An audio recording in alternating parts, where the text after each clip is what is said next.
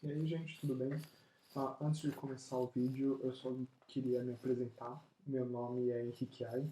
Eu estou atualmente no penúltimo ano do curso de Física da Ludwig Maximilians Universität, lá em Munique. E além dos vídeos aqui do canal, eu também ofereço aulas particulares e monitoria para o pessoal que está na faculdade, principalmente para o pessoal que está na faculdade. Então, qualquer dúvida, se vocês quiserem participar desse projeto, manda uma mensagem lá que a gente resolve. E aí, gente, tudo bom? Hoje a gente vai para a segunda parte da aula sobre a lei de Gauss, onde que a gente vai fazer alguns exemplos a mais para vocês entenderem bem a ideia. E os exemplos que a gente vai fazer nessa aula em especial são os mesmos que a gente já resolveu na primeira aula sobre o campo elétrico.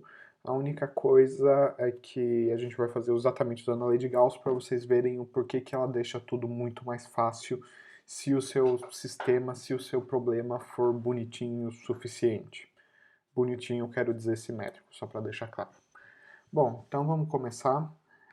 No primeiro exemplo que a gente vai calcular hoje é o campo num plano infinito, numa chapa infinita. A gente calculou ele na primeira aula, isso para uma chapa circular qualquer, e daí se a gente fazer o raio dessa chapa ser infinita, a gente tem um plano infinito e a gente tinha que o campo era constante, ele era dado pela densidade da carga dividido por duas vezes o epsilon zero. E no final da aula, eu propus um desafio que era achar o valor do campo dentro de uma casca esférica. Bom, então vamos começar pelo exemplo do plano infinito, está aqui o nosso plano, e a gente vai ter que construir uma superfície que reflita bem a simetria desse plano. Bom, na verdade, qualquer superfície que você construir praticamente, sei lá, salvo se for uma pirâmide ou alguma coisa bizarra, mas qualquer superfície bonita o suficiente que tenha, tipo, um teto plano, reflete bem a simetria do plano, porque o teto plano, o plano é plano, tudo plano, então o problema está resolvido. Para a aula aqui, a gente vai usar um cilindro, então está aqui a construção do nosso cilindro. O cilindro ele vai, fura o plano e vai até o outro lado. Então ele tem uma certa altura, fura o plano e desce até uma certa altura.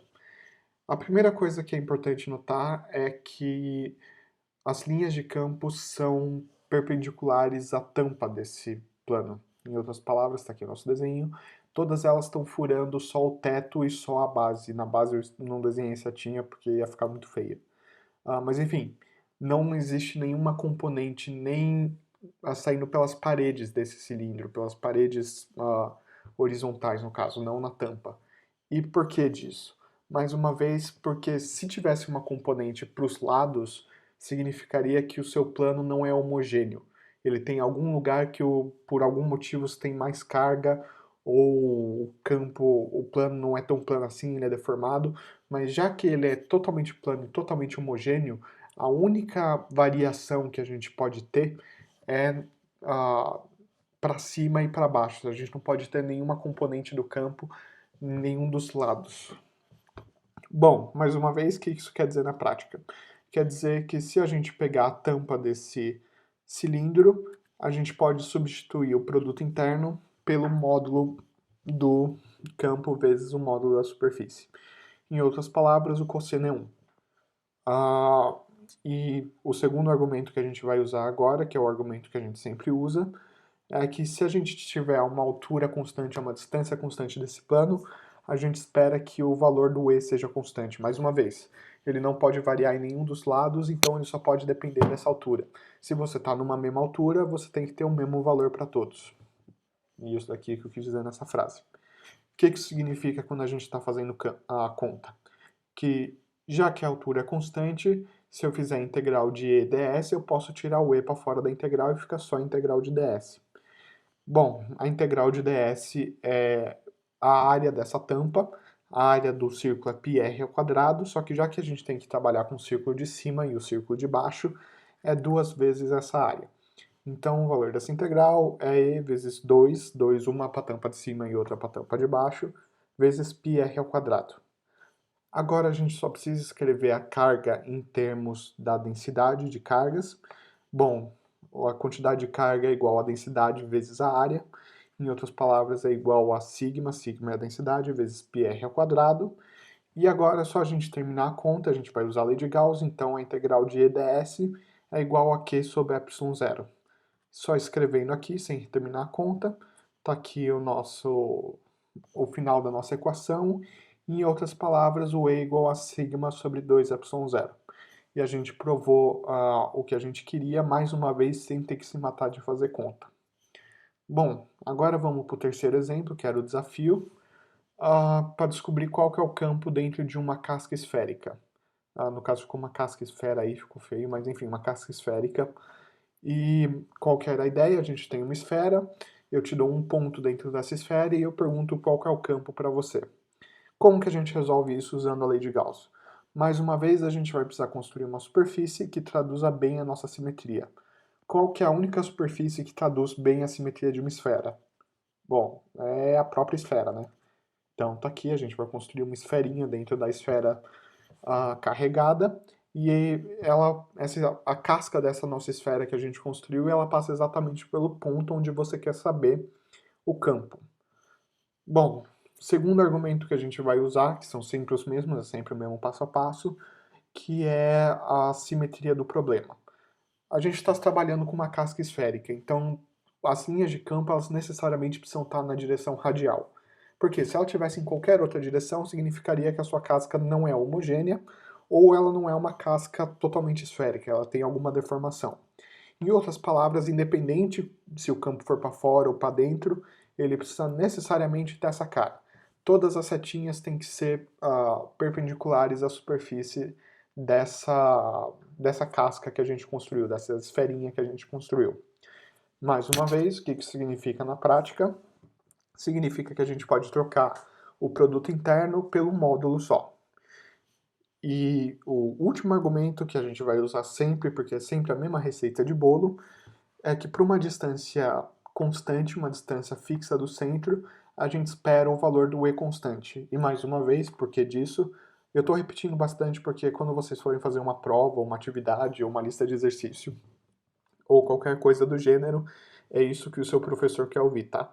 Então, certifiquem-se que vocês estão escrevendo tudo isso e assim, bem detalhado, bem bonitinho, porque te garanto que professor nenhum no mundo vai ficar triste de ouvir. Bom, então vamos continuar o nosso argumento. A gente espera que para uma distância fixa, a gente espera um valor de um E fixo. E por que isso? Porque ele tem simetria esférica. Então, a única grandeza que pode alterar o valor do campo é a distância até o centro. Se você se mexer na mesma distância, só que você vai dar uma volta, já que é tudo igual, então tem que ser tudo o mesmo valor. Tá aqui a nossa afirmação. E o que isso significa na prática? Significa que para uma distância fixa do centro, a gente pode pegar o E e jogar para fora da integral, já que ele é uma constante. Bom, a gente tem que o fluxo é igual a Q sobre ε0. O Q, no caso, é a carga que está dentro dessa esfera que a gente construiu. E já que todas as cargas estão na casca, só não tem nada dentro, isso é igual a zero. Então, agora a gente já terminou a conta praticamente. Eu só vou escrever aqui bem claro que a integral de ds tem que ser sempre maior que zero, porque é a área dessa esfera que a gente construiu, dessa esferinha, então é tipo πr ao quadrado. E a única chance disso ser zero é o E ser zero. Isso significa que para qualquer ponto dentro da esfera, o campo é zero e a gente respondeu o desafio sem ter que fazer nenhuma integral difícil, sem ter que se matar de fazer substituição ou coisa do gênero, só usando a simetria do problema. E agora eu vou propor um exercício para vocês. A gente tem uma esfera homogeneamente carregada, então não é mais uma casca, é a esfera inteira. E eu quero saber qual que é o campo dentro e fora da esfera. Antes de eu falar as dicas, eu gostaria que vocês pausassem e tentassem fazer, nem que seja só de cabeça, para vocês terem meio que um caminho. E agora, dando as dicas, a primeira é substituir a carga que você está trabalhando pela densidade de carga, o ρ, e o segundo é dividir o campo em dois casos, um fora e o outro dentro da esfera. E agora eu sugiro novamente que você dê uma pausa, porque eu vou dar a resposta e se você ver a resposta, talvez você já, digamos assim, fique desestimulado a fazer o problema ou sei lá, eu dê preguiça. Então dá uma pausa, tenta fazer e depois que você tentar, você confere aqui. A resposta disso é que o campo para fora da esfera é a carga total dividido por 4πε0 sobre r ao quadrado, que é a mesma carga de uma carga pontiforme, e o campo dentro da esfera é ρ vezes r dividido por 3ε0. Isso para o campo dentro da esfera, né? Significa que dentro da esfera ele cresce linear e depois ele decai com 1 sobre r ao quadrado. Tentem fazer aí, e para terminar a aula eu vou propor um desafio. O desafio é descobrir qual que é o fluxo dentro de um cubo. Em dois casos, no caso, pelas faces de um cubo, não dentro de um cubo, né? O primeiro, a gente vai pegar um cubo, vai colocar uma carga bem no meio dele, e a minha pergunta é, qual que é o fluxo por cada uma das faces? E no segundo caso, que é muito mais desafiador, se vocês ainda não viram a resolução, eu vou pegar uma carga e vou colocar lá no vértice do cubo. E eu quero saber qual que é o fluxo do campo em cada uma das faces.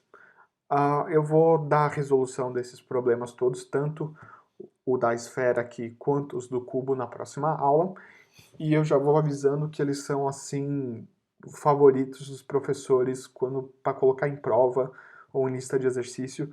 Principalmente esse daqui da esfera, mas esse daqui do cubo eu também já vi caindo bastante, então eu acho que vale a pena a gente investir uma aula neles só para falar disso. Então é isso, essa aula ficou mais curtinha. Eu agradeço a todos que assistiram até aqui e espero vê-los novamente numa próxima.